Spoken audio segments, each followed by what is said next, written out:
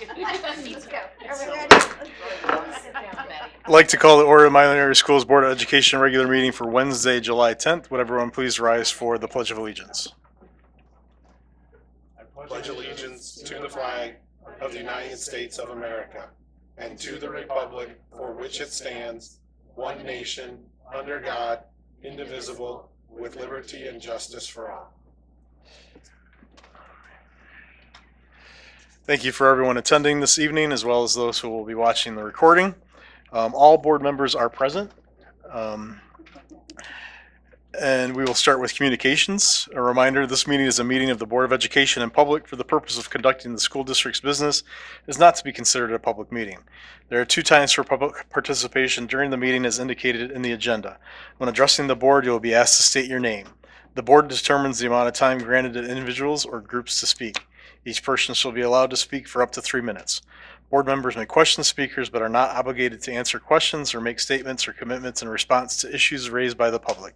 In general, such items will be referred to the superintendent for advisement, investigation, study, and/or recommendation, or designated as future agenda items for board consideration. Are there any students who'd like to address the board? Are there any public members who'd like to address the board? All right. We'll move on to routine matters for approval. I need a motion to approve the minutes of the regular meeting of June 26, 2024. Moved by Gutierrez. Support by Pryor. It's been moved and supported to approve the minutes of the regular meeting of June 26, 2024. Is there any discussion? Hearing none, it's been moved and supported to approve the minutes of the regular meeting of June 26, 2024. Ms. Heika. Heike, yes. Murray? Yes. Pryor? Yes. Rosenleacher? Yes. Sislo? Yes. Farrow? Yes. Gutierrez? Yes. Motion carries 7-0. Next, I need a motion to approve the minutes of the regular meeting closed session of June 26, 2024. Motion by Pryor. Support by Gutierrez. It's been moved and supported to approve the minutes of the regular meeting closed session of June 26, 2024. These minutes can be found in the transparent envelopes. You can pass those in. Any concerns? All right, it's been moved and supported to approve the minutes of the regular meeting closed session of June 26, 2024. Ms. Heika. Murray? Yes. Pryor? Yes. Rosenleacher? Yes. Sislo? Yes. Farrow? Yes. Gutierrez? Yes. Heike, yes. Motion carries 7-0. Next, I need a motion to approve the bills and reimbursement of expenses. Moved by Farrow. Support by Murray. I have moved by Farrow, supported by Murray, to approve the bills and reimbursement of expenses. Is there any discussion or questions? Hearing none, it's been moved and supported to approve the bills and reimbursement of expenses. Ms. Heika. Pryor? Yes. Rosenleacher? Yes. Sislo? Yes. Farrow? Yes. Gutierrez? Yes. Heike, yes. Murray? Yes. Motion carries 7-0. Excellent, thank you. Now on to board organization. This is, we have a guest, Michigan Association of School Boards Board Self-Assessment. This is the self-assessment that we performed earlier in the spring. We finally got our calendars together such that we could go over the results, and we had a date that worked for Mr. Scott Morrell from the MASB to help lead us, to help facilitate this discussion for us. So we will turn it over to Mr. Morrell. Thanks for having me out again. It's always fun to come down to Milan and see what's new down here. So, who's not been through this process before? So, four of you. A lot of new people. So, what did you think when you filled it out? What were your first thoughts? Other than there's a lot of dang questions. There's a lot of questions. Something that wasn't sure. Mhm. The answer I had. Yep, and that's fine. That's the best part. To start getting the juices flowing of all the things you're supposed to do. I thought it was really thorough. It crossed the gamut of stuff that we are What you do in a responsible whole. So is this the first time you've seen the results tonight, or have you seen them already? Did you share? I emailed them out. Okay. Yep. I thought you did. So. Yep. Any surprises in those results? I can tell you it's one of the best I've seen. Usually I go and it's the reds and the oranges. We spend a lot of time on them. So when I see all these dark greens and greens, it's kind of fun because that means you guys are getting the job done, and it's just a reflection of work you guys are doing as a board, and that's exciting. So even with new board members, you put the culture in place so that as people come and go, the processes don't change, and the philosophy and the theory doesn't change. So what we want to do is just go through them real briefly. We're not, obviously not going to go question by question, but when you look at the cluster analysis, which is like the third page, page 3 of 19, all this does is takes all the scores in that section and averages them out. And you can see you got 6 out of 7 are in the green range, which is impressive. And when you look at the one for decision making, that's not surprised. That tends to be the lowest one because we struggle with what data, when do we get it, how do we get it, can we understand that, for board members, it's a different area for us for looking at hard data, facts like that. So that's usually the section that scores the lowest. So, but even at 3.8, you're almost at a green, so it's not a problem at all. The next page shows you the breakdown in each section. So in this case, leadership, 52% of the board said that it was excellent, 41% said it was effective, good, and 5%, basically one person said satisfactory. So you can look across, and again, if you look, very little orange and reds, and that's what you want to see. The other thing I look at is when we look at the cluster, as we go across, so if you look at the next page, leadership, well, first thing we start looking for is, are they consistent? Are they close to each other? They don't have to be, we don't need 7 of the same answer, but what we really dread is when we see dark green, a yellow, and an orange, because that tells us you haven't communicated. We don't know what we're looking for, which is usually a breakdown of communication. We don't, as a board, know what we were looking for. And those are the ones we start to tend to look at. When we look at some of these leadership, there's really not much in there. We look at Q9, sincere and unselfish interest. All 7 of you said the same thing, which is really impressive, that you're here for the right reasons. And when you're scoring it, you're not just scoring for yourself, you're scoring what you feel your peers are doing. And so when you all say, we're all here for the right reason, that's exciting, because that doesn't always happen. There's usually some fly in the ointment that will cause somebody not to put that dark green there. So when we see those kind of things, especially on questions about why we're here, it's exciting for you. It's a good thing. Academic performance, a few more yellows in this one, a little more stretch. You got a lot of good, not great, the lighter green, which is still fine. That's where we want to be. So I'm on page 7, academic performance and accountability. But overall, it still shows a strong preponderance of you understanding that that's why we're here, academics. And so when you look at it, Q3, define clear goals for student achievement and effective instruction. You had 1 yellow, 4 light greens. Why would that, where are we missing the mark on that one, do you think? On question 3. Define clear goals for student achievement and effective instruction. What do we need to do to make it dark green?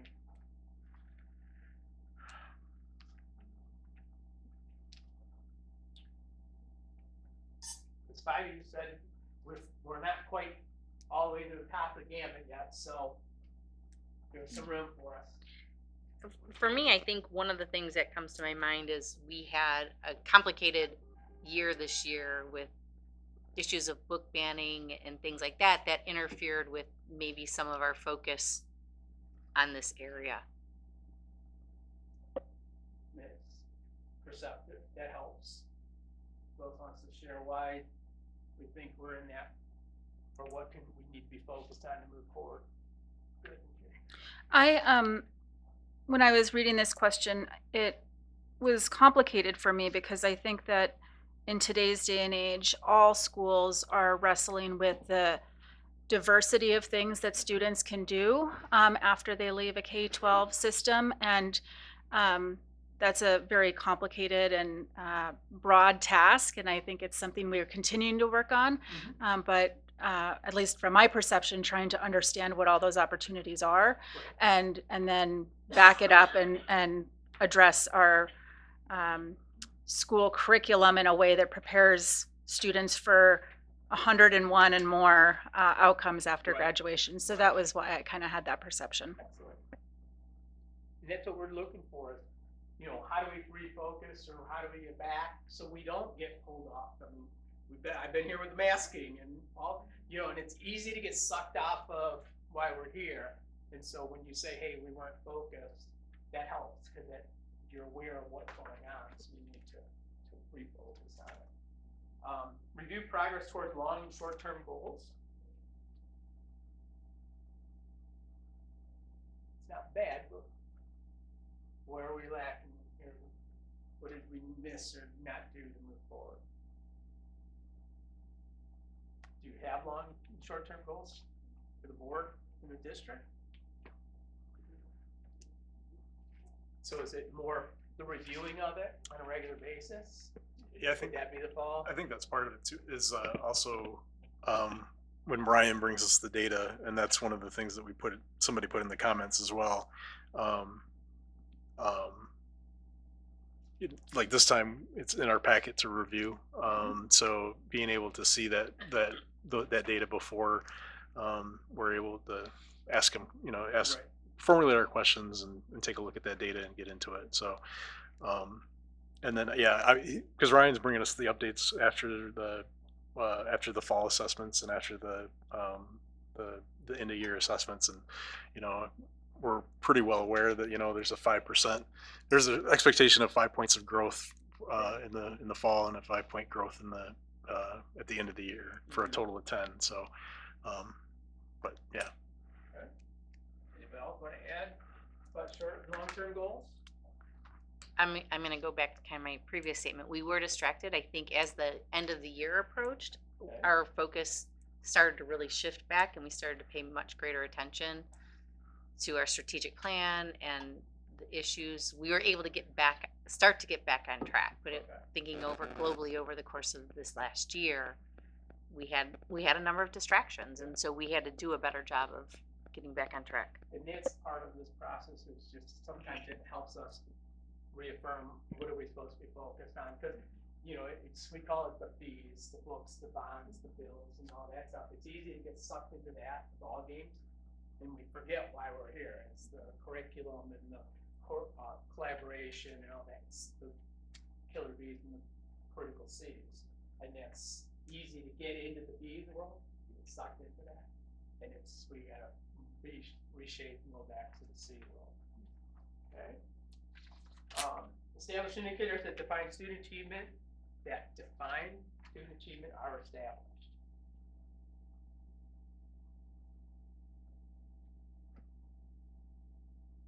Do you know what the indicators of student achievement is in your district? What tools you're using? So again, it's probably just the refocus and spending the appropriate amount of time on it. Okay. And then monitoring, question 9, monitoring student assessment, results and considered decisions. A little more 6, we're in the middle of the road kind of thing. And the idea is, okay, now where do we go? You're not gonna write goals tonight. I was talking to your board president. When I come in August to do your self-assess or your training, we'll spend a little time that day on looking at what goals you can write for the new year from this, so you'll have a little time to kind of go back and reflect and not try to write goals this evening. So that'll be our plan long term. Q10, nice. Evaluate the superintendent according to the law.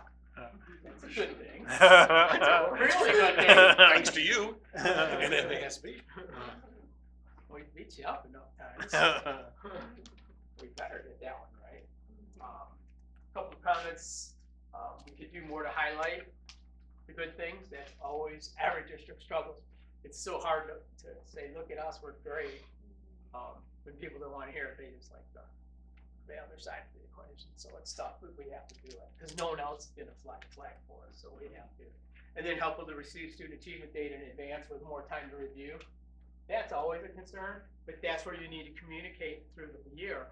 You know, if we're not getting those things in a timely fashion, you need to work with your superintendent and his team to say, hey, can we get this? And maybe it's a situation where the reports are coming in, they're not in a method that we can easily decipher them, then you need to speak up as a board. Don't be ashamed to say, hey, I don't understand this. We're not supposed to understand it all. That's why we hire Brian and Ryan and everybody. That's their job. And so we have to sometimes have them bring it down to our level to make sure we understand it. So don't be afraid to say, hey, especially the new people, don't be afraid to say, hey, I don't understand this. That's our world. We aren't gonna know everything. It's a learning progress very quickly. And so we ask those questions. Can I say too Yeah, that, please. and maybe I'm wrong, but Q9 and Q10 and some of the comments, it seems like those issues could also be addressed, and no offense, Brian, but those could be addressed in Brian's goals, our goals for him, and then could also be addressed at his evaluation, because I don't recall those issues coming up at that point during those discussions too. So we need to keep those in mind. If those are things that we as a board think need to change, though, from my perspective, that's the avenue in which we change those, is through his goals and his evaluation. And in the particularly the feedback, right? Like that's, yeah. I'm just taking notes so I don't forget. So that's perfect though. That's something that definitely when you get ready to do the next 12 months and set the expectations for the year, it's something definitely that, you know, it could be on his goals and focus, but it also can be on ours, from our side of being able to take the time and energy to do it. Q5, regular review and update policies to ensure relevancy. I won the lowest scores. Why would we, what causes us to have regular review and update policies? What did we fall down on this one? I answered it this way because I only have 6 months, 7 months in, but as far as I could remember, we hadn't done it on the time that I was on here. So if it was regular, to me, it would be something that happens every 2 months, 3 months, and it would have happened. So. And I think this is a fair assessment, but I would say also that this is a function of all the distractions over the last year. There've just been so many other things going on that I know as the policy chair I've been focused on as opposed to the policy. So. Right. I would just echo kind of some of that too. Like when I was filling this out as a new board member, there were some terms such as regularly that I didn't quite know what the appropriate definition for regular was, right? I'm still learning what the annual cycle and timeline is for a board to accomplish certain things. So that may be a piece of it, but I also would agree with Ms. Heike that I'm supporting her work on the policy, but there's not been the bandwidth to time. Yeah, exactly. So. But that's still good that you realized that it wasn't going on, and it's really one of the 3 jobs we have. You know, set policy, set vision, and hire the evaluator superintendent. That's really your job. And so if we're not doing one of them, then we're not doing our job. And so sometimes, but terms like regular, appropriate, and all that, that's why we force you to have those conversations, especially when it comes to superintendent evaluation. It's put in there purposely. Because it's local control. It forces you guys to have the conversation. What does regular mean to us? And what it means to you may not be the same as Ann Arbor or Sweden or something on the side. That's why it's written that purposely, so that you guys have to define what that means. So in this case, it may be undefined, but going forward, it might be something to have a conversation. What does this mean to us? What's our expectation? Are we getting focused on it again? Kind of thing. Okay, policy should be touched once every 3 years. So I know we go through these big reviews with ours, but we should be going on a regular cycle, still check them to make sure they're appropriate, timely, reflecting of what the current status is. Okay. Number 8, sets timeline for district goals in accordance with SMART goal standards. There's a little more spread to it.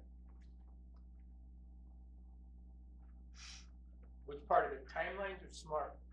Which piece have we got hung up? Student timelines. Timelines?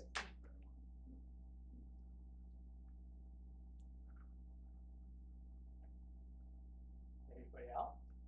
So I'm hearing the same, where we are falling short is because we got pulled off message through the year with all these other things. And so that's always a good lesson of, we want to listen to everybody, but at the same time, kids are coming tomorrow, and staff's coming tomorrow, and so we have to sometimes get back on the, and do it. Next question is ensure systems of accountability are in place. Looks like 5 to 7 had it in the middle range. Is it because we don't have systems or we're not aware of them?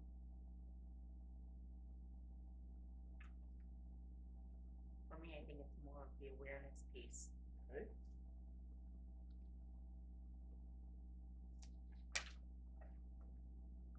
And for me, it wasn't clear kind of, I know it says at all levels, but Right. I didn't understand the scope of what was being asked. Okay. Are we talking within the board? Are we talking across the district?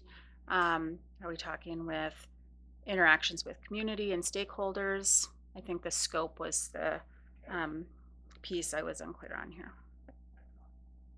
And so what's nice though is when you go forward, when we meet in October or August, these are the few questions that we can say, okay, how do we redefine it? How do we make sure we're all on the same page? What are we gonna do?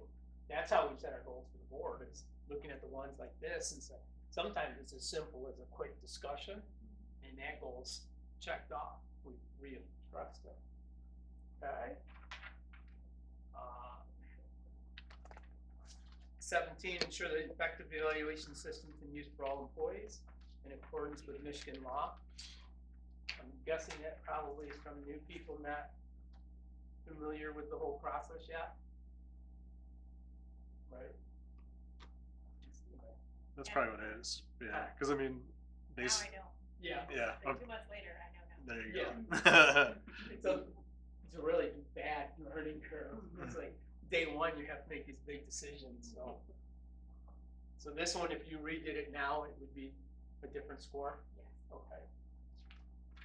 Perfect. Board effectiveness. That looked pretty strong. Follow the board focused agenda and meetings on issues related to student achievement. That's always a hard one. But again, it goes back to the same thing you've been saying, the focus and all these other issues. And so hopefully, if now you put those behind you, we can get back to focusing on strategic planning and those goals. 11. A lot of blue on this one. What is a code of ethics? Do we have one?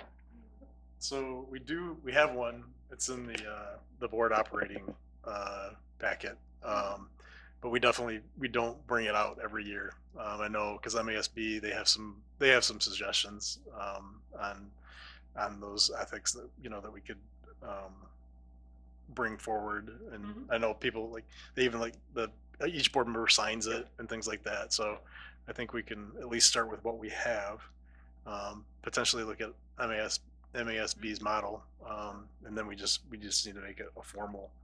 And you need to be talking about it on a regular basis, especially when new people come on, because the ethics piece is a consensus document. It's not voted, because we vote on it, you vote no, what's changed, you're gonna follow it. So it's consensus. I can live with it. So you need to be looking at it on a regular basis, especially when new team members come on, to make sure is it still appropriate to this group, and are they able to support it?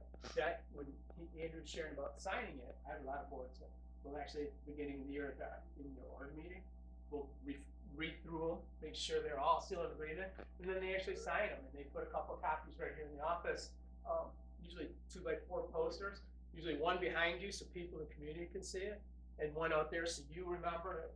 And when you sign something, it has a lot of credibility to it. You're saying, no, you don't have to sign it. And we don't throw each other under the bus. You have to talk to Mr. Sislo. He chose not to sign it. I can't tell you why. I feel comfortable with it. I signed it. We don't throw each other under the bus. It's a personal decision. But it sends a clear message to your whole organization. The board's setting this bar way up here, which forces the whole organization to start their game. And so you should be looking, that's one of those pieces as a board, should be on your annual calendar for review, and it should be touched every year by the board. And especially when new board members come on, it should be one of the first things we share with them, to make sure they're up to speed on it.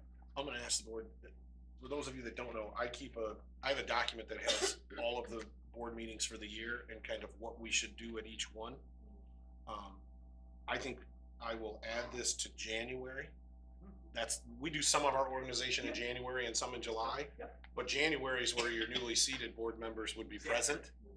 So that's what makes sense to me, and so if you guys agree, I'm just gonna go into that document and add it, and then we'll know each January to bring that document and talk through it. By having that calendar is really nice, because then we don't forget something. You know, it doesn't, oh my God, we forgot to do this. It's like, no, there's certain things by law we have to do in a timely manner and those kind of things, so it's always nice to have that document to you. Okay? So there's one thing you're gonna work on. Yep. Data driven, this is the area we have the lowest area, a lot of regular green, not dark green. Any of the questions jump out at you?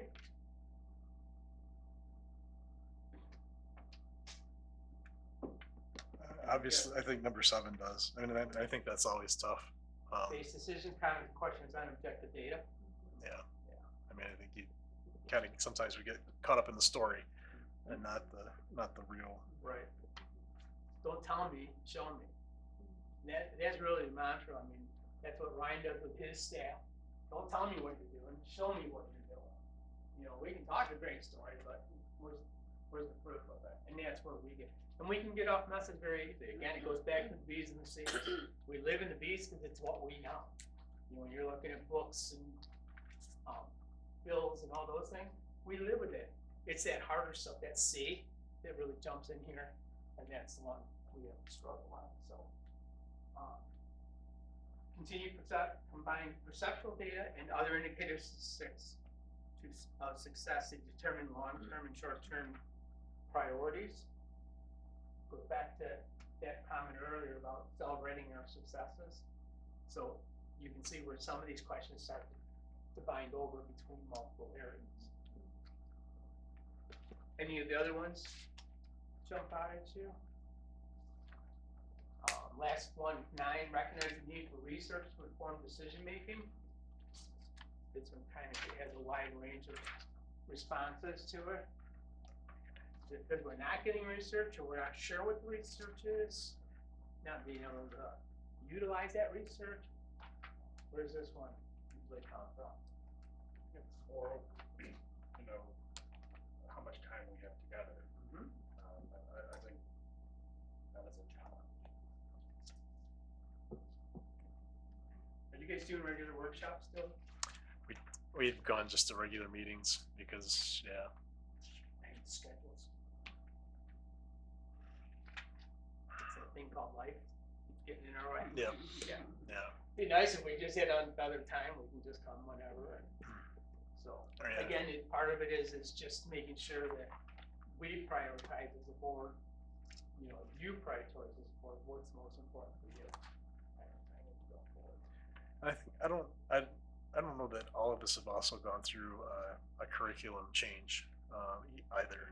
So I mean, some of the more seasoned, I won't say older.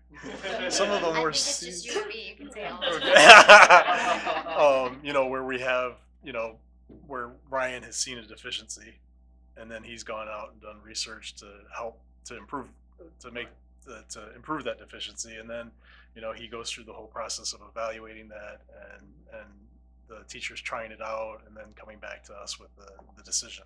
Right. It's just something that we just haven't had the opportunity, but we haven't had a need for the opportunity based on the data that we've seen.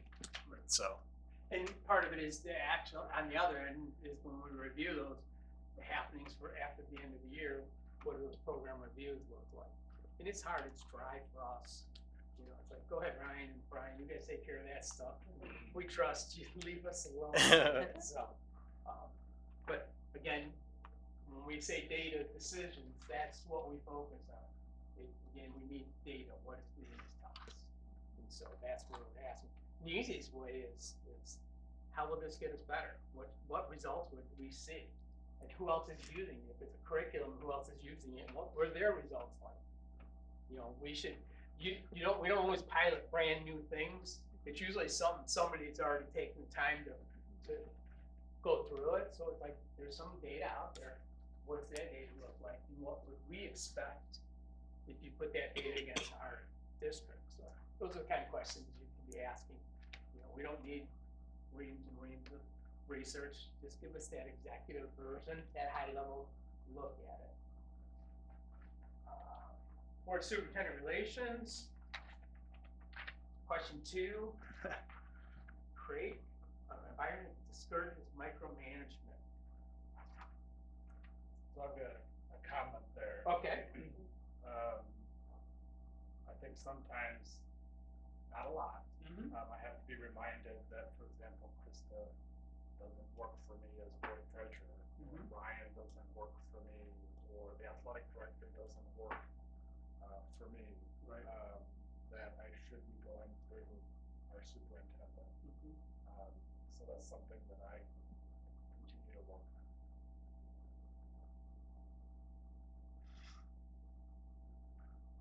And it's fair. Can I make a comment? It is tough, especially if you've been around for any length of time, you know all these players. So it's like, and part of it is Brian's been here long enough now, knows the board, that he's like, go talk to Ryan. Don't, you know, because he knows Ryan is going to call Brian right after you leave and debrief everything you asked about. And so that's a sign of, but again, it's like, how far do we go out? You know, central office is one thing, beyond central office is hands off. Well, Building level and ADs and stuff Yeah. is in our role. Well, and I think sometimes too, because we're such a small community, it makes it hard. And most of us have kids in the district still, right? So you may always have the best intentions. And I know this has happened to me, you know, where you say, I'm really here as a parent, but you're never really there just as a parent, right? And so I'm sure there have been things that I've said to the athletic director that maybe I should have said to Brian, and you know what I mean? Like, and so it's a fine line, and it's a hard one to do, especially in this community when we all have relationships with the staff outside of, you know, just work, right? But then also I think that, you know, this is always one that I struggle with. And we've struggled with it on several occasions over the last couple years, right? Because I don't have any desire to micromanage, but I feel like there are times that come up. There was, you know, issue came up during COVID. We had an issue last year with the literacy class, which actually I had a note to ask about tonight, so that we weren't in the same boat that we were in last summer. And so there are times that I feel like as a board member, in order to do my duty for the district, that you have to step in and say, this needs to get done, Right. right? And so I feel like, and those are tough ones, but those are always safe when you go in Brian's office, close the door, and have that discussion. It's when we do it out here or in the staff, where the staff can see it, and it's like, oh, the board's kind of. well, and I think when the COVID issues came up, that's how it happened. But with the reading, we weren't given that opportunity, and not because of you, it's just Right. the way it went jumped down. off, We just weren't given that opportunity. But we learn from those opportunities. So it's like, I will just like to say genuinely, after 16 years of doing this job and talking with a lot of other superintendents, this is the question on this survey that shocked me the most because of how low you scored yourself. I mean, I will tell you, I talked to a lot of other superintendents, and I'm sure you talk to a lot of other boards. I hear you guys often say, whoa, wait a minute, we're getting in the weeds. Like, you'll correct yourself. Like, that's very unusual for a board to do that. And so, I mean, I'm glad that you're cognizant of it and this is the score you gave. But I will tell you, in talking to colleagues, I think you scored yourself pretty harshly on that one, in my perspective. and I can concur, because superintendents talk all the time, and the good ones will say, yeah, my board's okay, and then I get the call from the other ones. Can you please tell them to stop, and, you know, telling us how to run the athletic department or band, or what music should they play, and describe some of the stuff that they get. I don't know if you saw the story today about Hartland. No. The staff voted 80% overwhelmingly no support for the board. There's a big problem in the Heartland Yeah. staff. Yep. Well, Big they time. have 3 board They have members 3, who are causing huge problems in the district. They And call they're themselves the micro- clean slate. yeah, it seems like they came in and so, yeah, but the Wow. staff took a vote and really hammered them, Wow. you know, so An it's now the rest of 80% the board. vote of no confidence. You should read the comments. Oh, it's, The comments are brutal. oh yeah, they're brutal. So, yeah, look up Heartland. So if you wanna see the other side of the equation, look at those stories. When you see those, you're going, wow, this is easy over here. We're doing great. So, luckily I haven't been called to go to Heartland. If I see that number, I might have to avoid that phone call. And then the last one, community engagement. Couple reds in this one. Follow the established procedure for dissemination of information to the public. Can I ask a clarifying question? Yep, please. Is this section on how the board handles these things or how the district handles these things? How, you have to ask the board how they answer that. It's supposed to be about the board. Okay. But how did the board take it? How did they respond? That's how I took it. That's why these numbers really surprised me. You took it as, what does the board do? Yes, because it was a board assessment. Right. So. No, I agree. I think it's tough on occasion, just because, as Michelle, Ms. Heike said earlier, you know, it's a small community. I mean, we get stopped in supermarkets, we get stopped in our subdivision, and it's hard not to speak to the board, but also it's difficult to communicate with people in the community when you really are a bit constrained on what you can say and what you can't say, and it's tough. You'll hear from community, well, why does the community know and you don't know? No, it's that we don't know, we just can't talk about it. You know, they're not bound by the same legal and ethical dilemmas as you are, so yeah, it's a tough, you know, that you can't, yeah, we're having a problem, you know, you can't even admit it because it may affect a staff or a student member or the district, and you may not even know that it's going on until it comes to the board for review. But we shouldn't really know. So, you know, they'll come to you and say, well, I heard this happen. Well, okay, glad to hear that, but can't speak on it for or against. Can't say I know or don't know. And that's the hard part, because your community's gonna, no, you know, Tom, you know, tell me. Well, I mean, like, You're on the inside. I mean, there's certain things that are outside of our purview. You know, for example, you know, when a coach is hired or an assistant coach is hired, it's a bit outside of our purview. And so, you know, oh, what do you think about this teacher? What do you think about that teacher? Why did this person leave? You know, those are questions that should be directed to the district office. Yeah. You know, and And even then, there's probably not gonna get answers on a lot. Yeah. I mean, everybody But says, they we gotta really do wanna- exit interviews, and they're like, not worth the paper you do them on. Cause they're not gonna tell you the truth, because it's such a small area. so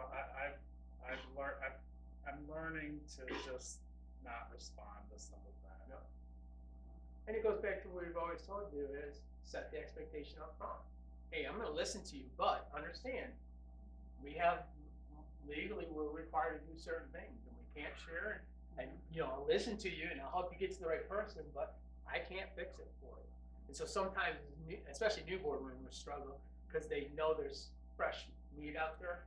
So they're gonna go after those new, am I right? You're right, you're right. You know, as veterans, we like, yes, we got newbies. We're no longer the target, you know, because they're gonna go and see how far they can push you and how much information to get out of you. And yet, when we all run, it's like, we're gonna be communicative. We wanna share and transparent, and then you get on this side and go, oh, wait, we can't do that like we think we can. And so, you know, it's a balancing act. Like Ms. Heike, I was a little bit surprised by these too, but I also know this last year in particular, there was a pressure from a really small number of people to to do more in comparing how we communicate to other districts around us. And Brian has done a really heavy lift working with a community coalition of parents, taking it from a board level conversation to helping them to understand communication really comes from the district level, not from the board level. The board's communication is at these meetings. That's our time to It's the only do time that. we really have any. Right, and so I think things have definitely, I think they've made a huge improvement, and we're not hearing quite so much from some of those voices. And again, it's not that they were loud, or they just thought we should do things differently, not really understanding how the operations of all of it Well, work. it's easy on the outside Right. to look in and say, you should be doing this. So they get on this side and go, well, that's not what I signed up for, and that's not what I thought it was about, and that's what we can't do. And yet, you know, we get caught, you know, you're probably getting hammered by Ann Arbor and all their issues, and, well, they hid stuff from us, you better not be hiding stuff, so you better tell us that. And yet, it's like two different incidences, two different situations, and so sometimes you get a small group that just wants to know everything, and it's like, my old favorite line is run for the board. You wanna know everything? I was one of those guys here, you want my seat? You can have it right now. You know, after you put all those hours in and all that hassle and lay teachers off and all that stuff, it's like, you want this seat? Come on. There's times it's like, you can have it. But I think too that, a strategy I have employed is that, you know, we are bound by FERPA. There are a lot of things that we don't know because we can't legally know. And there are a lot of things that if I do know because they've come before the board, I can't talk about, right? And so there can be a lot of community chatter, and the community can talk about what they think they know, but I can't talk about it.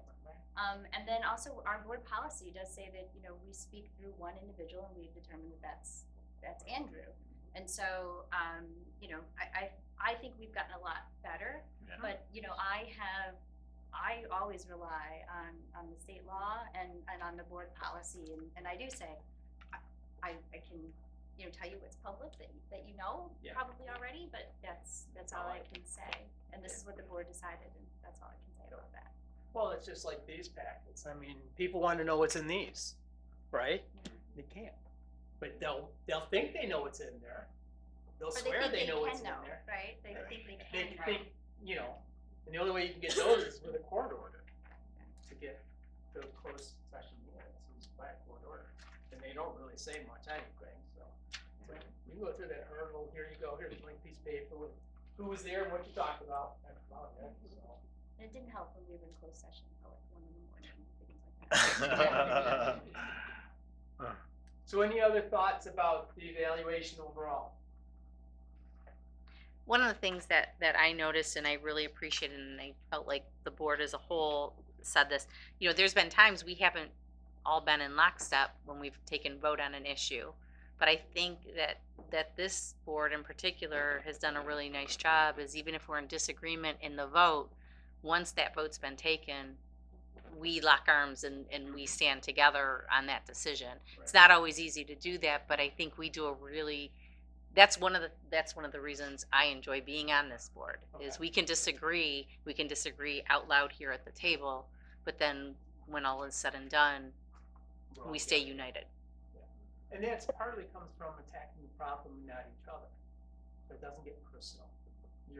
We can be coming from different sides as long as we're not attacking each other. And that's where board struggle is. When you start attacking each other, then you get your back up and it's like, I'm not gonna support them no matter what, because they're attacking me. And our line's always is attack the problem, not the person. And that, you guys do that. It's pretty obvious. So when I see stuff, or not see stuff in the news all the time, it's always nice. If you haven't figured it out, send thank you notes. Anytime another board's on the front page, you should be sending them a thank you note. As long as you're on the front page, you aren't. So you can thank Ann Arbor right now, because they're taking the pummeling for everybody else. We can run under the radar for a while. But I think too that to Betty's point, it's not only that we have a respect for one another, but I think that we are careful in the language that we use so that we're not accidentally attacking one another. Yes, When I we agree. like really disagree. And I have always appreciated that, about this board, because, it wasn't always that way at the time I've been on the board.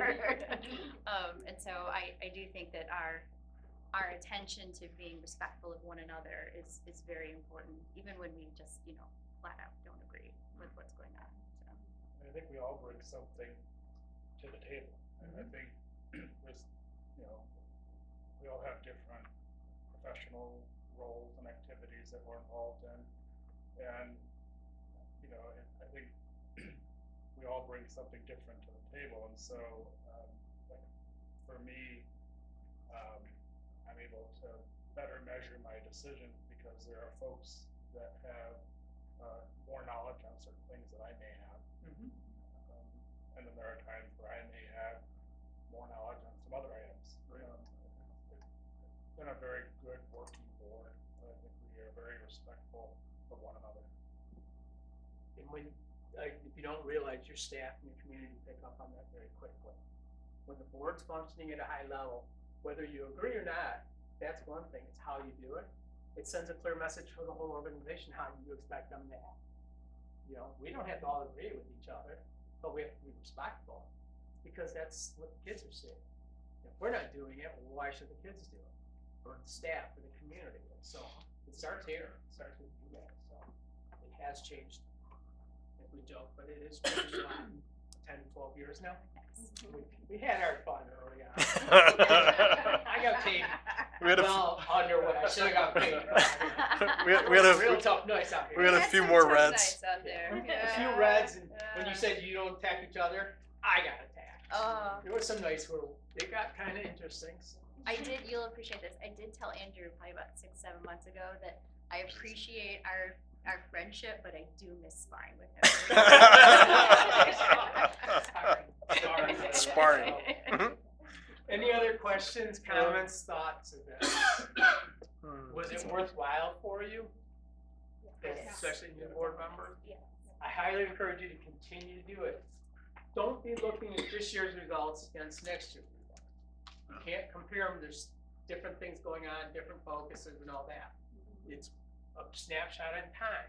Now, what the best thing to do now is, after this conversation, when I come back out in 4 weeks, have thought of some areas where you might think we might need to write a goal or two for the board on how we address some of these things. And sometimes we're already doing it, we already know what it is, but it's just a reaffirmation as the group to say, yes, that's what we want to do, or yes, we need to do this more often, kind of thing. So, okay, when we come out, that training's supposed to be 3 hours.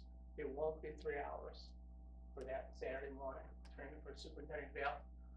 The process hasn't changed dramatically, other than the state's making us jump through hurdles for 6 weeks. So we'll get you in and out of here on that Saturday morning. So we'll do that and do your goals and get you out of here in a couple hours. Cool. Okay. Questions for me? Comments? Thoughts? Good? Appreciate you being here. No problem. Thank Thanks you. you guys. Yep. It's always fun to come down and see you. Have a safe drive. Thank you. Thanks, Scott. Thank you. Yep. All right. Now is for the longest motion of the year.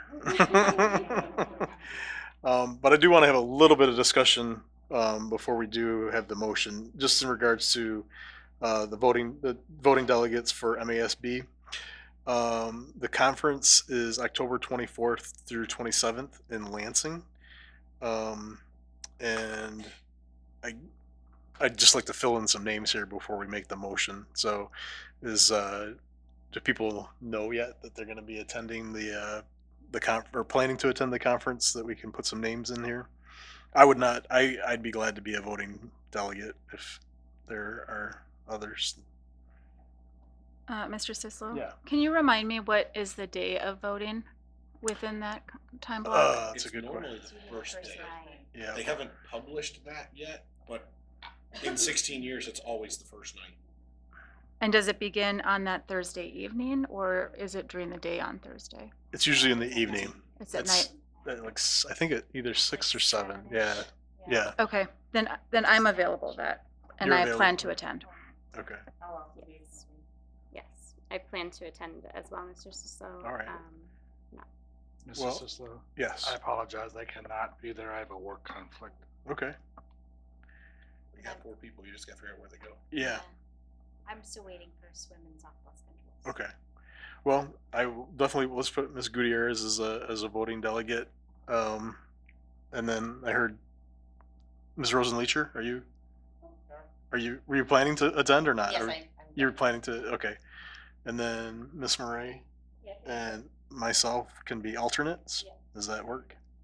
I do have something on the 24th during the workday, so I might need to come out Okay. in the evening. All right, so it'll be Ms. Gutierrez and Ms. Rosenleacher as the voting delegates, and Ms. Murray and myself as the alternate voting. All right, so here we go.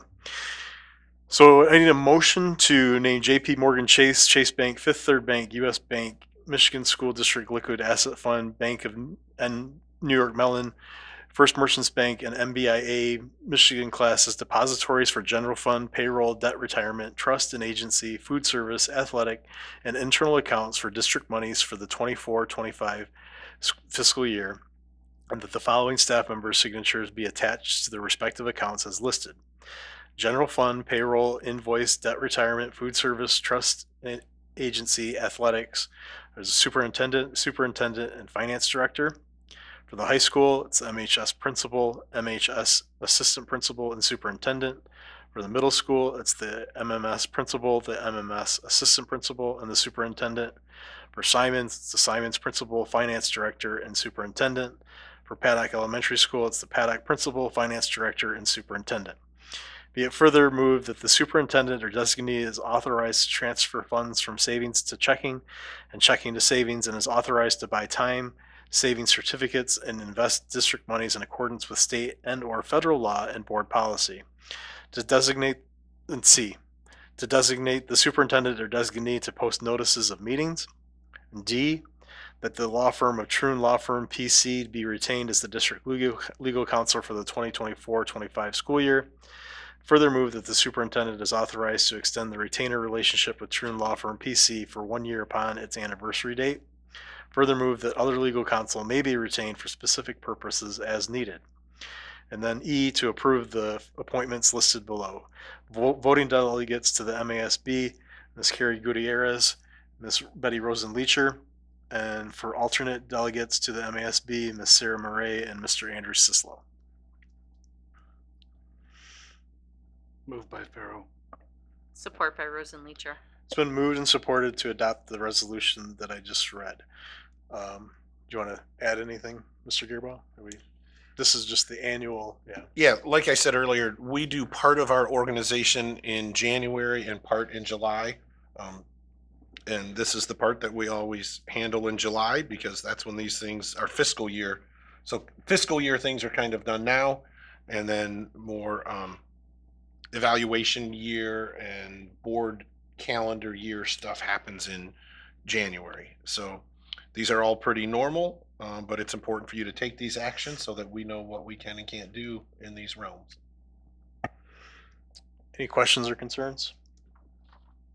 I just wanted to say that as I was going through, I appreciated that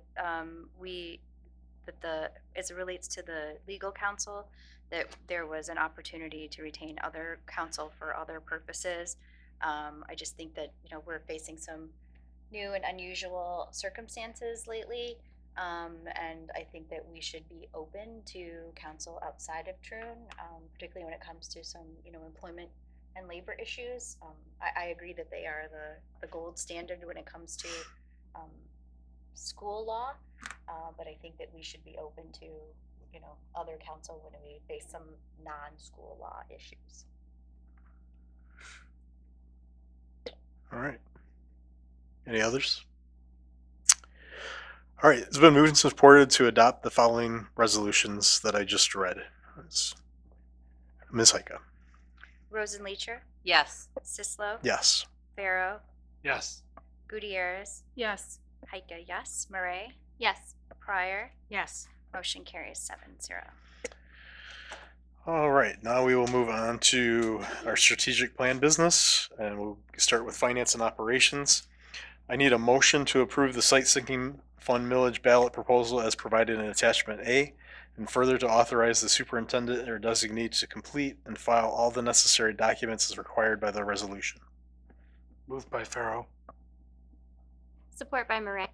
So moved and supported to approve the site sinking fund millage ballot proposal as provided in attachment A. Further to authorize the superintendent or designee to complete and file all the necessary documents as required by the resolution. I think this is the third time formally that we've brought this to a meeting. Like I said, Mr. Farrow has banged the drum for this for quite some time. We have ballot language that was approved by legal counsel. We had a discussion the first time in regards to the timing of that. We made some adjustments to that at our last discussion as a result of Brian hearing that and bringing back another recommendation. So right now it's at 1.5 mils for 10 years. For several reasons, we could ask for 3. We think we owe it to our community that we're not going for the full 3.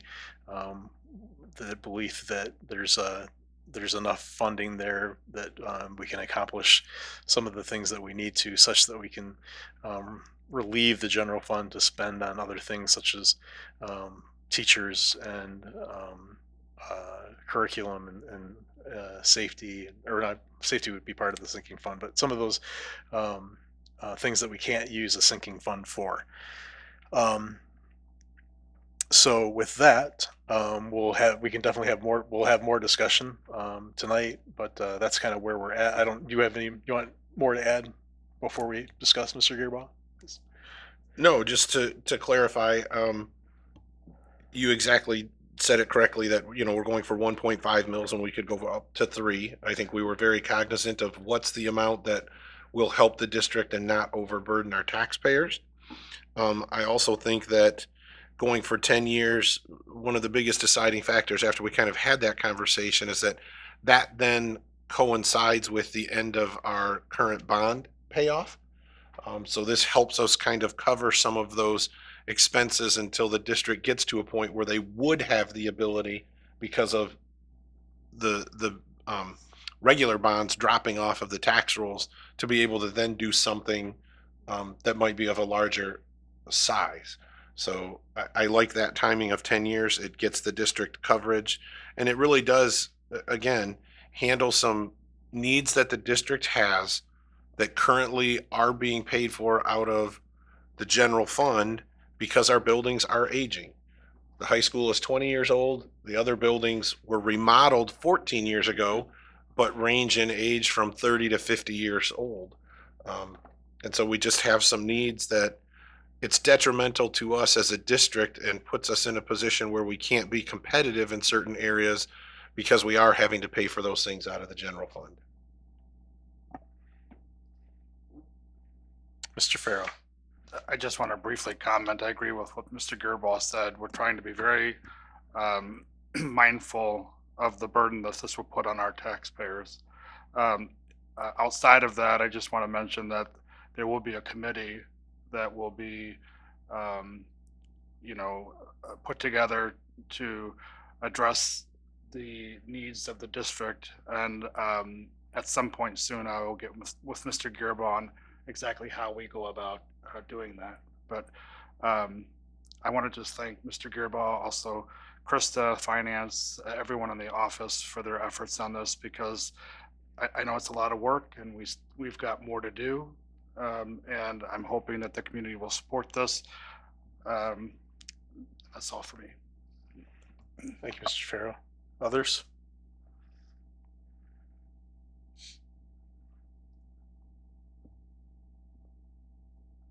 All right.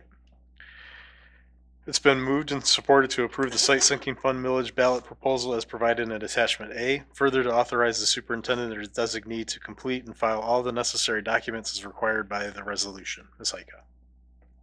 Sislo, Yes. Farrow, Yes. Gutierrez, Yes. Heika, yes, Murray, Yes. Pryor, Yes. Rosenleacher. Yes. Motion carries 7-0.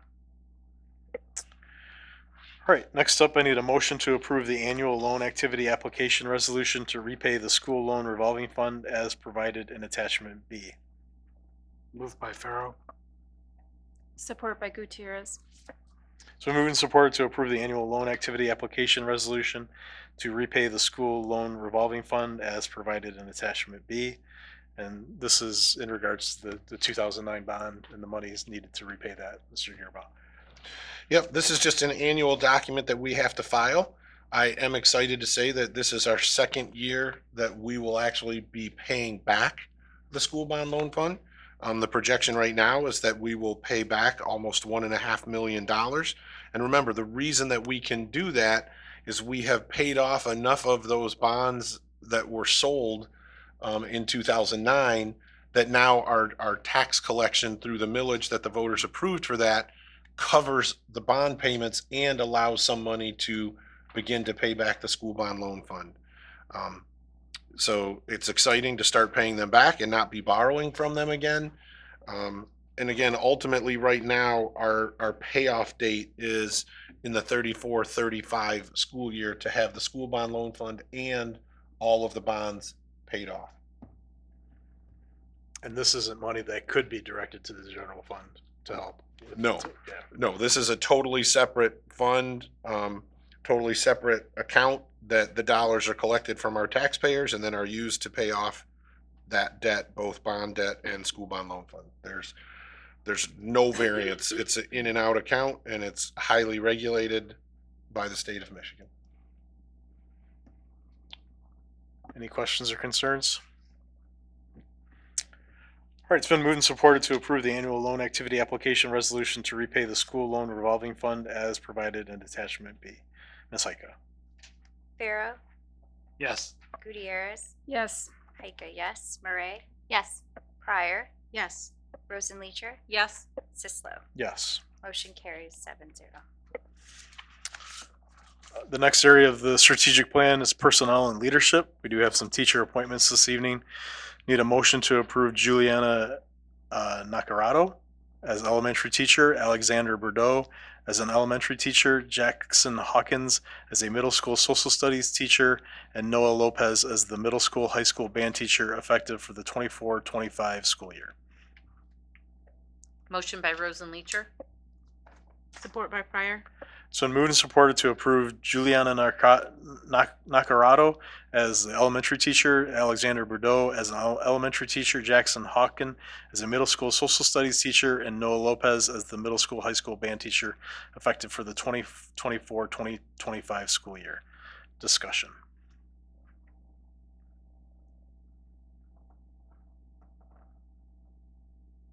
We appreciate the administrators working through to make these hires. I know tight timelines and making things happen, and there's enough people to interview, and I assume they still followed the process. Yep, the two things that I would add is we do have a hiring process that was designed and then approved by the board. We use that very specifically to guide the process. I do want to thank our administrators. They are incredibly dedicated to that process and to really making sure that we do a thorough job of evaluating our candidates. Most of the principals, this is something that we started, this isn't even required by the policy necessarily, but it's something that they do is a lot of times now when they have enough candidates, they actually do a quick screening interview, which just brings more people in. Because normally you're not going to interview more than 5 or 6 people in a full hour-long interview. But they will do 10 to 20 10-minute screening interviews just because they touch a lot more people that way and get a vibe, and then go to 5 or 6 interviews and then bring the final 2 to me. As you know, the market is getting more and more competitive for teachers.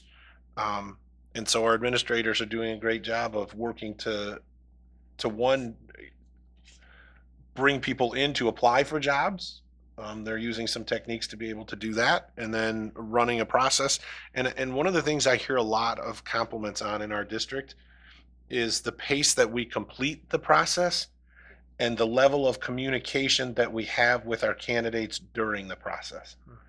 We truly get a lot of compliments from people we hire, that they feel respected through the entire hiring process. And that then just gives them a general feel for how we are going to be as an employer. And so I think it's important to compliment all of our administrators that are involved in hiring, that they take it seriously and they do respect every candidate through the entire process. Thank you. Any questions or comments? Right, it's been moved and supported to approve Juliana Nacarado as elementary teacher, Alexander Bordeaux as an elementary teacher, Jackson Hawkins as a middle school social study teacher, and Noah Lopez as the middle school, high school band teacher, effective for the 2024-2025 school year. Ms. Heika? Gutierrez, Yes. Heika, yes. Murray, Yes. Pryor, Yes. Rosenleacher, Yes. Sislo, Yes. Farrow. Yes. Motion carries 7-0. All right, back to communications and community engagement. Brings us back to public comments. Are there any students who'd like to address the board? Are there any public members who'd like to address the board? All right, seeing none. Assistant Superintendent comments. Mr. McMahon is going to present us the 2023-2024 benchmark achievement goals update as an attachment C, and also coming to us down the pike. And like we said in the when we were going through our board self-assessment, we appreciate this being provided to us earlier, so that we could take a look before we had tonight's meeting. So thank you, Mr. McMahon. Sissel, thank you. I think you've at least had a chance to put your eyes on the data. This is the annual report.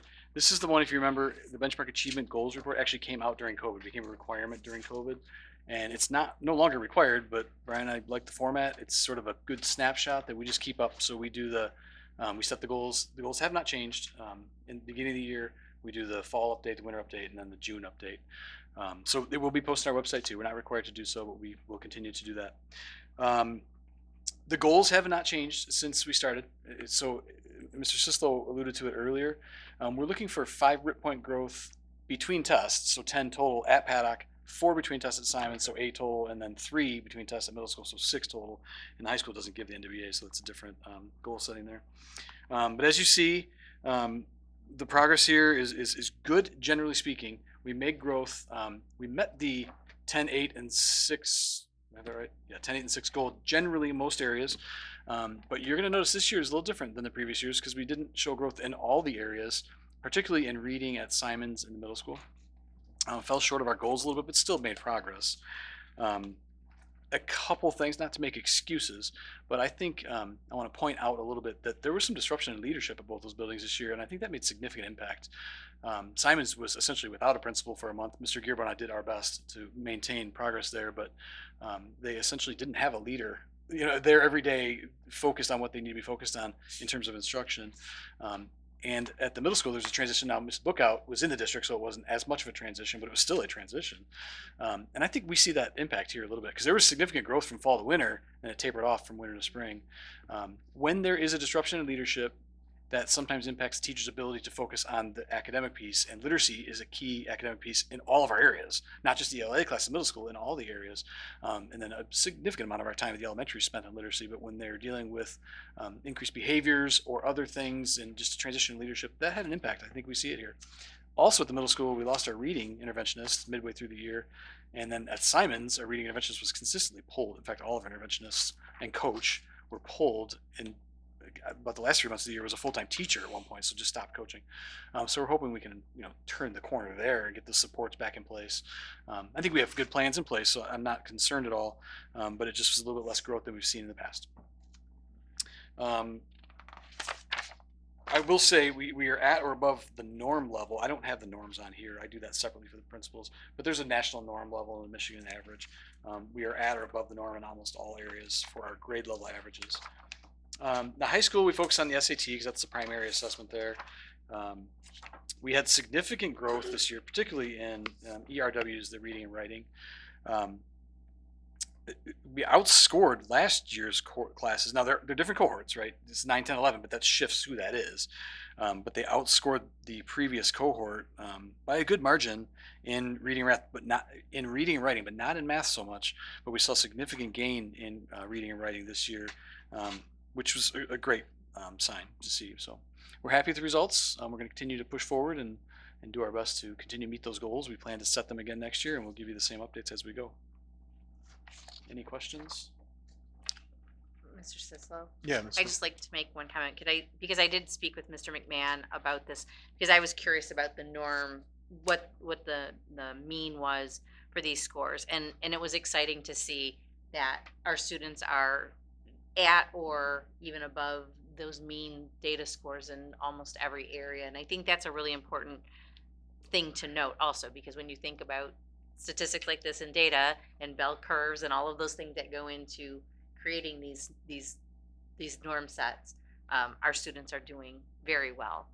So I wanted to just mention that. Ms. Heika. Do we have a plan to address the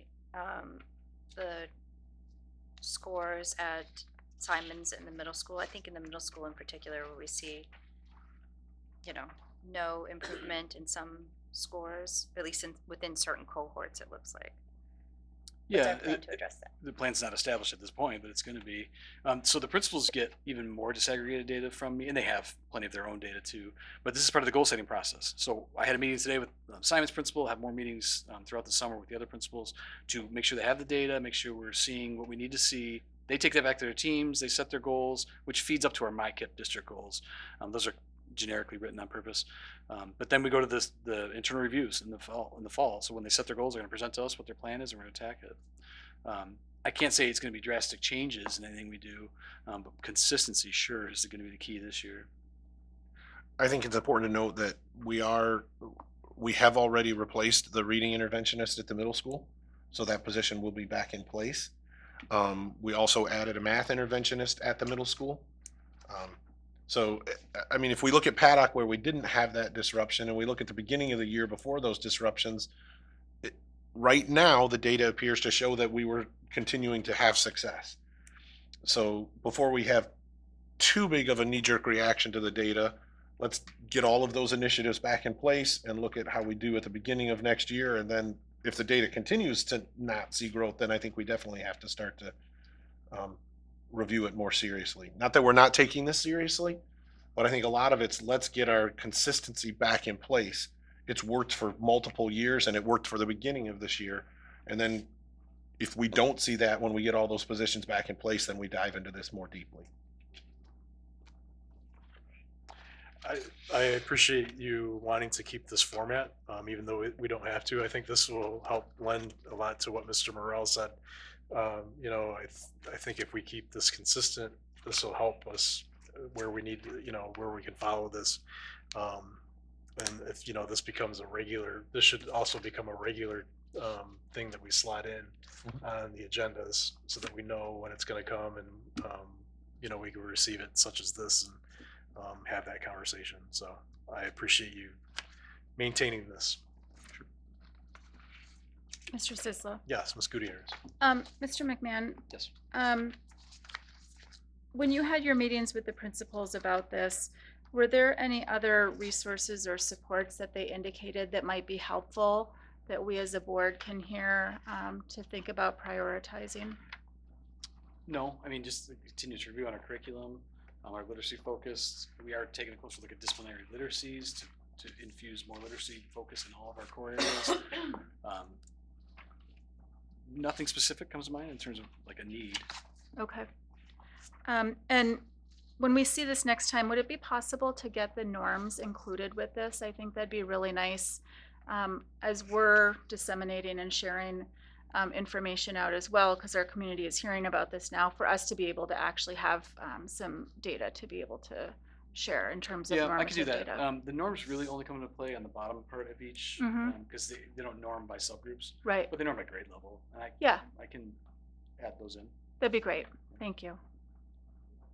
Mr. Sislo? Yes, Ms. Murray. Yeah, I would just echo what Ms. Gutierrez was saying about just the helpfulness of including the writ norms, because I'm an NWEA writ norm data dork, so like I deeply get that, and it is, we were just talking about we need to fly our own flag, right, and we need to celebrate where our students are in the grand scheme of things, and being able to see that comparison between where Milan students are versus what's norm or what's expected for each particular grade level, I think helps us to fly that flag proudly. And then the only other thing that I was going to suggest is possibly adding in just a final column, either overall or by subgroup or both, so that we can see the total change fall to spring. Because jumping from column to column, math to reading, fall, winter, spring, the growth numbers are there parenthetically and, plus this or, whatever. So your eye definitely does jump to a +0, and you raise your eyebrows and go, oh, +0. That is, certainly a concern. But I think then you can get lost. I'm looking at our 3rd through 5th graders in our special education subgroup, right? They had +8 fall to winter. And then, again, we saw that plateau in the spring. But if we just get hung up on that +0, then we ignore that they actually made 80% of that growth, right? If their growth was +10 and they got +8. And they had the most growth, actually. Right, exactly, which I think is a huge banner that we should be waving, because special education is one of, our high concern subgroups. Not that many of them aren't high concern, but I just, as a data dork, I would appreciate, I think, seeing that overall fall to spring. I can certainly do the math, but I think in terms of a board member wanting to help the community see the totality of our growth over a school year, that would be helpful. Thank you for the feedback. My first version, actually, I took out the growth parentheses in the winter and just had the spring from the fall. I don't know, would that be a better way to do it, or have another column of total growth? I think a possible way to do it, I'm just looking at this, because if we start adding more columns, this chart's going to start to get. I agree. Could we, I'm looking at all students in K2 reading, we see the 174 and the +6. Could we just right next to that +6 put another parenthesis that says +14? Sure. So just put it right in that column, so you see, okay, it was +6, but the total was +14. I think would that's that accomplish what you're asking for? And that way we don't start adding tons more columns. It just somehow we work it right into that. And I don't think we want to just put the +14. I like the +8, the +6, and then just put another little set of parentheses that says +14. Yeah. That would, okay. Just a suggestion. I think that's a way to cleanly kind of do it. Okay, I'll actually try to work up those edits on this document before we post it. Okay. There are 3 typos in the one that was sent to you. Those have been corrected, so those won't appear online, but I'll see if I can add those to the posting. We'll get that put up. Awesome. Can I add one more thing? I appreciate that suggestion, Mrs. Murray, because I think one thing that we want to remember is, sure, our spring numbers look like there may be some things to pay attention to and to regroup, and I appreciate the context of change in leadership, but I think we can all appreciate that growth is not always linear, right? Sometimes you make huge jumps and then you plateau, and that's true at every stage of your life. And so I appreciate the perspective to want to make sure that we're looking kind of over a course of time. And I think that, coupled with the normative data versus other districts, will really help us get a full appreciation of kind of the magnitude of what we should be paying attention to. So I want our community to remember that too. Like, growth is not always linear. It comes in jumps and bounds and plateaus and all of those things. So thank you.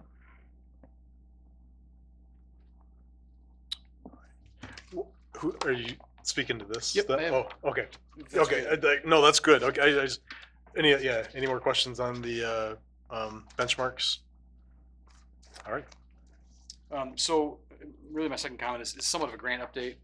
There's a lot going on. I didn't want to bore you with all the details, but the 35J grant, which you got approved, and we've talked about it a little bit. It's about it's elementary literacy, it's professional development, and curriculum.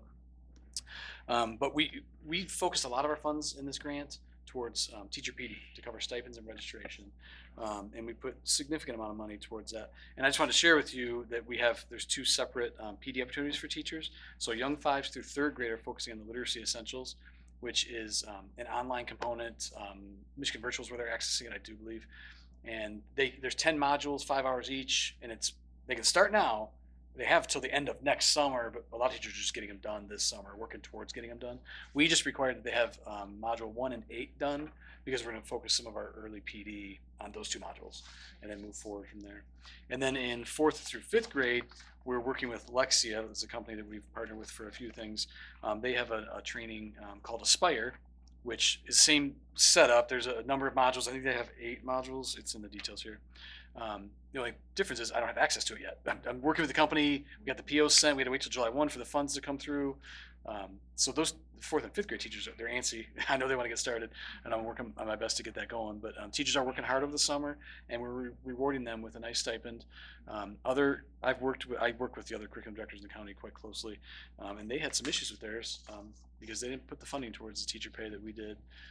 And so I'm proud that we back that up and that we're going to support our teachers. I wish we could do it for K-12. It wasn't just elementary literacy, but that's just where this grant is.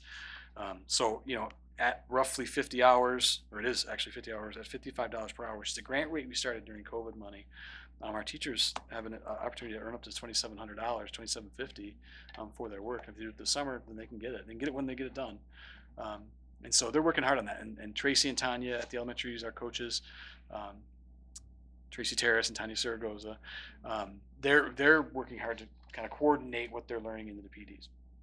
One of the neat things, I'll just a little byline, the literacy essentials training through Michigan Virtual, as our teachers go through it, they may recognize themselves in it, because Michigan MDE actually years ago sent crews out to film our teachers at Paddock in action because we were doing it so well. So some of this is a bit of a review for some of our teachers, but they're actually going to see themselves in the videos, which is kind of cool. So it came a little bit of full circle there, but we're working on getting the other one set up and running. And this is required of all teachers, and it includes TCs, coaches, interventionists, our elective teachers, specials. So they're all going to be hard at work getting this done. This is extra work, so we're paying a little extra money for it. So just wanted to share that with you. I just want to add a compliment to Mr. McMahon for coordinating all of this. This was incredibly time consuming. I also want to credit him and credit the board. The fact that we have kept our reading curriculum up at our elementary schools means that we don't have to use some of this grant money to upgrade our curriculum, which allowed us to use more of the funds to compensate our teachers to do the trainings.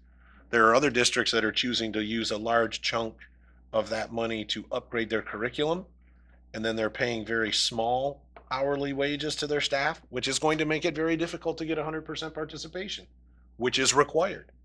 So again, compliments to Mr. McMahon, 1, on getting this done and done so quickly, and 2, on really putting the focus on the training of the staff to use the curriculum that we already have in place. So thank you, Mr. McMahon. Excellent. Mr. Sisler? Yeah, Ms. Gutierrez. Mr. McMahon, are paras allowed to complete this? I know that many of them work in a literacy centered way with students. And we've talked a lot about paracentric PD here at the table, and I wonder if they're not eligible for this, is there something as a companion that we might want to be able to provide? None that I know. In fact, I received that question from 2 paras when this was released, and I love the idea, and we're always looking for grant opportunities, but they're not included in this. It's certified staff. If we wanted to pay paras who were interested, is that a possibility? Can they access the platform and then we decide as a board to pay for that? There would be other trainings I would recommend for them, more like intervention type trainings, not necessarily the curriculum based. This is like tier 1 No, I instruction. get it. Yeah, and Ms. Gutierrez said we do have some paras like in our lit labs in those types of settings, and they do receive some training in the intervention curriculum. All right. Any other questions or comments? Thank you. Thank you, Mr. McMahon. On to superintendent comments, Mr. Gearbaugh. Just 3 things to share this evening. 1, the 2024-2025 school calendar will be available online by the end of the week. The first day of school will be Monday, August 26th. Families will be able to find a printable version of the calendar by clicking on the calendar icon at the top of the main webpage, milanereaschools.org. Second, this is going to become repetitive, but we're going to keep announcing it. We want to remind our school families that the building configurations for the 24-25 school year will be changing. Paddock will be birth through 1st grade, Simon 2nd through 4th grade, middle school 5th through 8th grade, and the high school 9th through 12th grade, and adult and community education. We also want to remind our elementary families that Paddock and Simon start and end times will be switching. That puts Simon starting first at 8:50 and Paddock starting second at 9 a.m. Again, this will all be reflected on the bus postcards that go home and all of the communications that go home, but we just want to continue to remind our families. Also, it's important to remember that before and after school childcare, known as Breakfast Club and Prime Time, will still be offered, as it always has been. It will all be housed at Paddock, and for details, you can call 439-5118. Last announcement. Tonight, the Board of Education voted to place a site sinking fund millage proposal on the November ballot. Over the next couple of months, the district will be working diligently to educate our voters on every aspect of the proposal. What it is, what it will cost, what it can pay for, how it's going to help the district. It will be an informational and a factual campaign, as that's what the law allows school districts to do. This work will begin with a committee that will finalize a list of anticipated projects that will be completed with the funds. While many items are already on that list, we do believe that a committee that will include the administrators in the district, the buildings and grounds director, the athletic director, other Milan Area School staff members, and community members will be made available to provide critical input into the process. This community education process will include community forums where presentations will be provided and community questions will be answered. So we will continue to use our communication system to inform folks of when those forums are going to be. We have a lot of work ahead of us between now and when absentee ballots go out, and between now and the November election date. But this is a very worthwhile endeavor. I thank the board for having the courage to take the vote to put this on the ballot. And now the heavy lift begins of making sure that our community is educated. I truly believe that if we educate our community well, they will be in support of this initiative. We just have to make sure that we get them educated and we answer their questions and get them factual information. And that will begin as early as tomorrow. Thank you. Thank you, Mr. Gerbaugh. Board member comments. Mr. Sisler. Yeah, Mr. Farrell. I just, for board awareness and also for community awareness, I just wanted to give a brief finance update. For month ending May 31st, we are 2.65% ahead on local revenue, and we are 12.29% ahead on federal revenue. There will, our year end is not until June 30th. There'll probably be expenses through July and August that will be charged back to this year's fiscal budget. But I just wanted you all to be aware that there were some small gains in terms of revenue, but we don't have all the expenses just yet. So we will see if the expenses are offset by the revenue. So I don't know if you have anything to add, Krista. Okay, thank you. Thank you, Mr. Farrell. Others?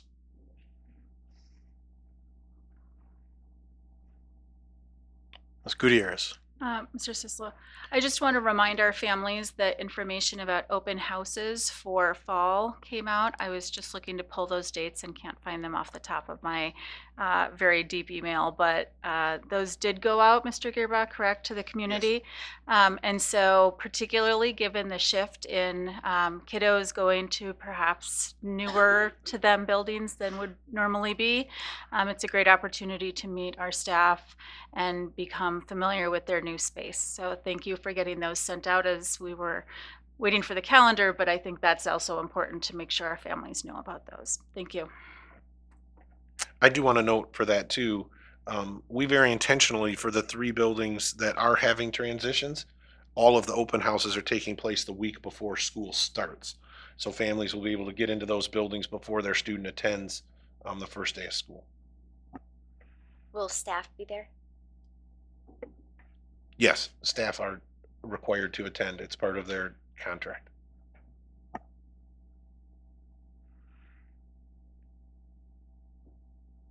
Other board member comments? Ms. Murray? Sorry, Mr. Sisla, thank Yeah. you. I just wanted to briefly note or apologize, I guess, for my absence. I was attending a professional conference for the last board meeting, so I just wanted to extend my gratitude to the board members who were present for their work on, finalizing the sinking fund language and all of the other important steps forward that were accomplished in the last meeting. And I'm really encouraged after going through our self-assessment. I look forward to those conversations and goal setting as we go into a new school year. And finally, just a reiterated thanks to Mr. McMahon for all of your work on the grants, and the paid PD for teachers is something that is always so appreciated, and I think it's going to be a really valuable training. So I think that's it. Thank you. Thank you, Ms. Murray. Others?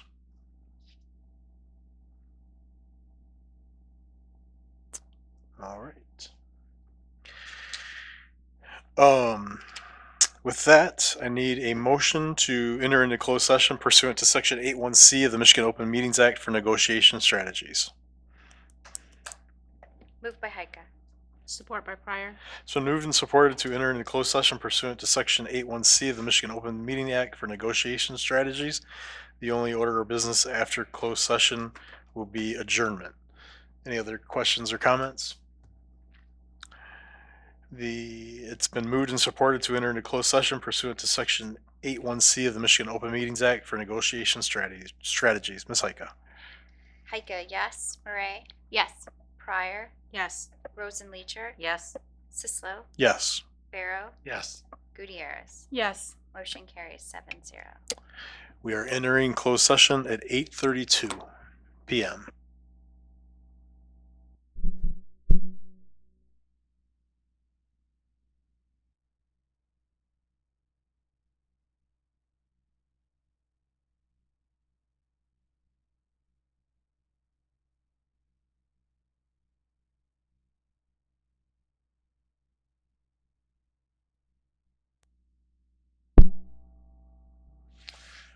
All right, we are returning to open session at 10:36 p.m. and we are adjourning at 10:36 p.m. Have a good evening.